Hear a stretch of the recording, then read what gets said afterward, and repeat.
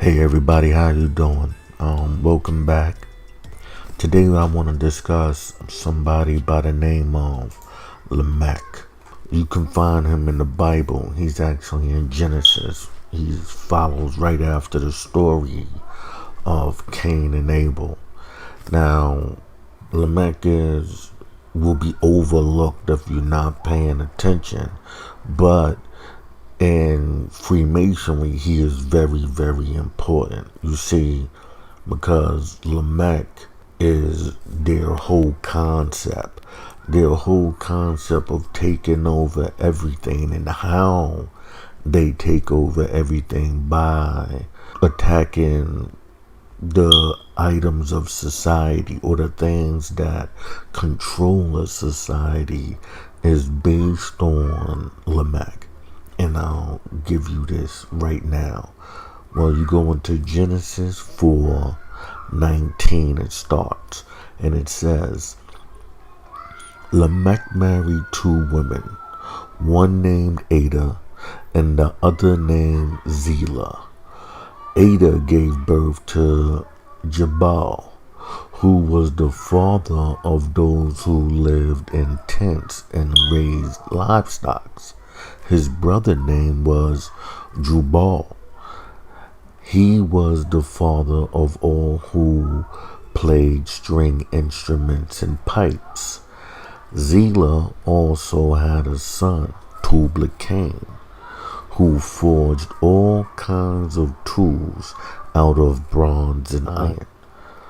Tubal-Cain's sister was Naamah.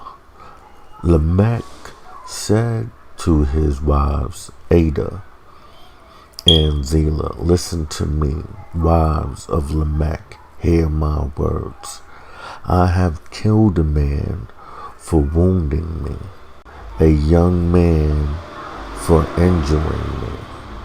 If Cain is avenged 7 times, then Lamech 77 times. Okay, now most people will see this and overlook the significance of what is being said here, right?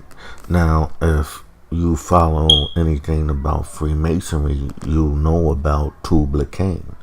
Cool.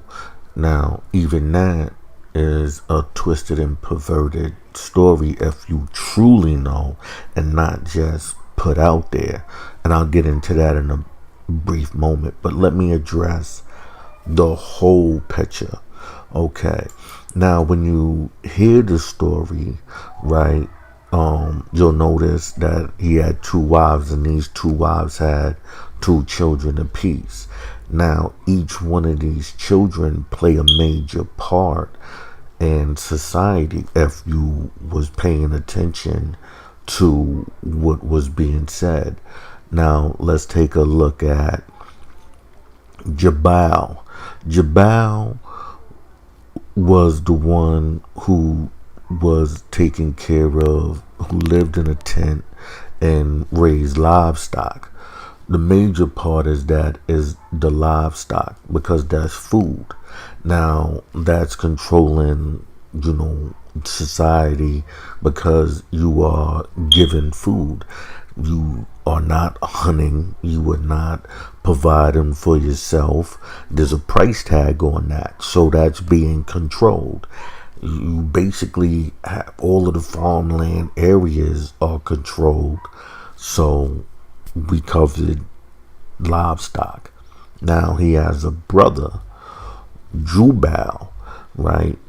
He was the father of all who played string instruments and pipes, right?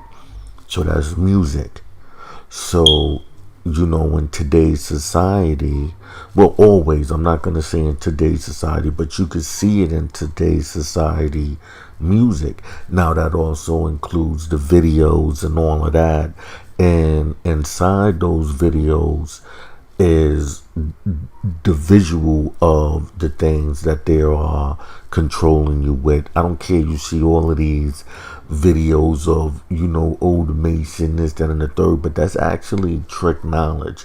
You see, because what they're doing is inciting the kids to sell their souls because they see the benefit of it. So while they're acting like they're exposing it, and in truth, they are agents for the Masons, the Masons society, and they are doing silent introductions to entice the kids to do these things, while the music itself is causing chaos and mayhem.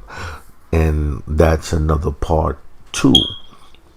Now we go into Zila, right? And she had a son, Tubla Cain, which is, like I said, probably one of the most prominent figures in Freemasonry. And that's probably based on the fact of, he worked with tools, bronze and iron, which meant that he was a Mason, right? But also the name itself, Tubla Cain.